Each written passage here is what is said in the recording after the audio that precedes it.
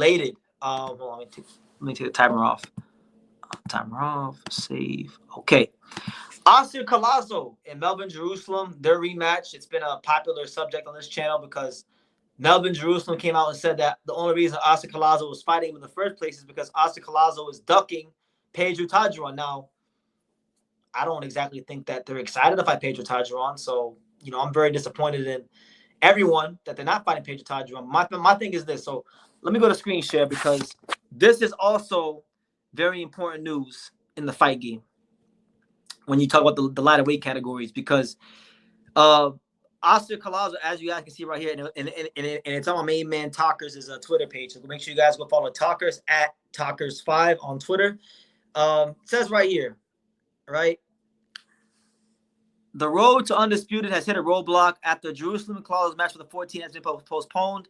I doubt the undisputed match is happening, right? So, that being said, they're not fighting next. Collazo, I think, has a tough decision to make because, of course, he could just postpone this fight and wait, and they might do that. But he's been at 105 pounds his whole career, and you're a pound fighter now, and there's big fights at 108 pounds for him. I mean, you got Rene Santiago, who's a fellow Boricua, a fellow Puerto Rican. That's a potential Puerto Rican super fight where you could get Rene Santiago versus Oscar Collazo, and a chance for Oscar Collazo to become a unified champion, a two-division champion. And see, if you beat a guy like Rene Santiago, now you're strengthening your pound-for-pound case. So that's a lucrative fight. And I think the question that has to be asked from the Oscar Collazo side of things is Oscar Collazo, is it now that time in his career to make that move to 108 pounds? Because look, even if you don't fight Rene Santiago, you look at his career from a business standpoint, a monetary standpoint, a money standpoint. We all know when you start talking about the weight classes like featherweight on down, featherweight, super bantamweight, super flyweight, light fly, and minimum. When you want to make money, when you want to get that paper, when you want to really get paid and change your family's life, the money is not in America. It's not in Europe. It's not anywhere else but Japan. So if you can fight top Japanese fighters at 108 pounds, the money is there for you. And, when you look at the 108-pound division, it's littered with Japanese fighters like Shokichi Iwata, Masataka Taniguchi, who's fighting Santiago next. You got Dai Akira, who's a dangerous, a very exciting fighter, top contender. You got Yugo Osaki. You guys know what I think about Yuga, right? He's there as well. I think he'll beat Rene if they fight, and they're promoted by the same guy. But I digress. There's plenty of Japanese fighters there for him, along with Rene Santiago. And you got Mexican fighters. You got guys like Eric Badillo. You got Sergio Mendoza Cordova, who's slated to fight for a world title. So when you factor in a potential Puerto Rican, super fight, if you will, with Rene Santiago, the chance for pound-for-pound greatness in that fight, all the Japanese fighters that could offer him big money for fights over there. Because you got to remember, Rene Santiago, Oscar Collazo is promoted by Oscar De La Hoya and Miguel Cotto Promotions, right? But the majority of fighters in and around this weight class are promoted by Mr. Honda and Tuto and Clovis Sabala in All-Star Boxing, right? So if you want to get big money fights, you're going to have to work with All-Star Boxing in conjunction with Mr. Honda. And, from 105 to 112, All-Star Boxing has guys like Yugo Osaki, Anthony Olascuaga, Rene Santiago, Shikichi Iwata, and a truckload of other names. So I'm saying all this to say that I understand there's good fights for there for Collazo at 105 pounds, but if the road to undisputed is going to be held up, I don't think Golden Boy Promotions and Miguel Cotto Promotions, I don't think they're in a rush to fight Pedro Tajuan. I don't. I know Pedro Tajuan is fighting in April in California. But I don't think there's a rush to fight him. He's dangerous southpaw. He punches very, very hard.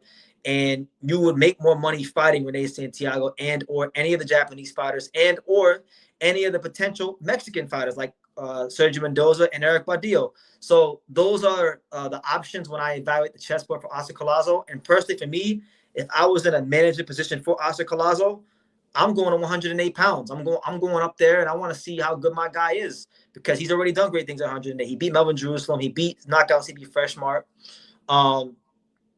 You don't really know how much longer he can make the weight, and you don't want to take those chances for too long because fighters outgrow weight classes fast. So I like the Rene Santiago fight on the island of Puerto Rico. I like the Japanese fights with Iwata and potentially Taniguchi, Osaki, Diakira. I like potential Mexico-Puerto Rico fights versus the likes of Sergio Mendoza Cordova and Eric Badillo. There are so many options for Oscar Collazo, right? And we'll give the correct pronunciation. Correct pronunciation. Oscar Collazo, right? There's so many so many fights out there for him at 108 pounds. It makes too much sense. So let's not waste time because let's not act like people really wanted to see the Melvin Jerusalem fight. They didn't. They would rather see him fight Pedro Tajuan and or move up and go to 108 pounds and fight Rene Santiago. You understand?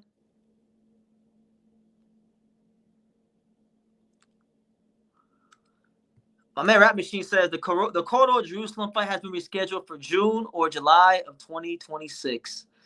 I mean, I don't really want to see it, to be honest. I really don't want to see it. I'd rather him to go to 108 pounds because I don't think they want to fight Pedro. I don't think Golden Boy want to make that fight. I don't think Miguel Cotto Promotions want to make that fight. I don't think they want to make that fight. He's tall. He's rangy. He punches hard with both hands. He's not a big name. There's so many better, more marketable fights at 108 pounds. But I'll tell you this. I will give Oscar Collazo all the credit in the world. If he goes up to if he sticks to this 105-pound division and he beats up Melvin Jerusalem and he beats up on Pedro Tajuan, if he just fights Pedro Tajuan, all I can do is give him respect.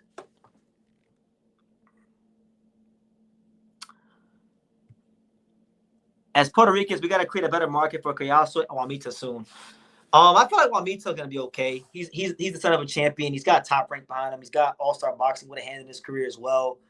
I don't think Juanita is a guy that's gonna struggle to get fights. I feel like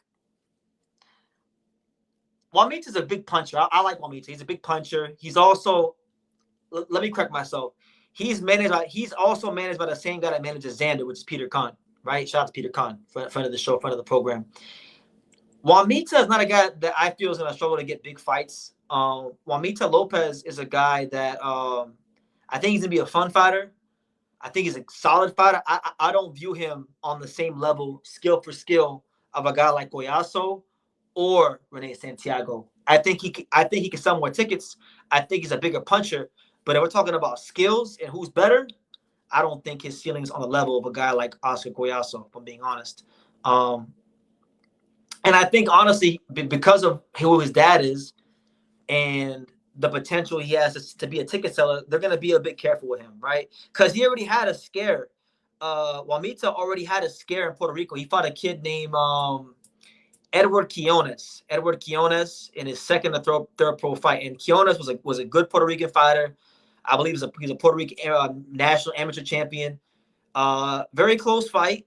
A lot of people thought he lost that fight. And it's a very hard fight to find on the internet. I found it a while ago.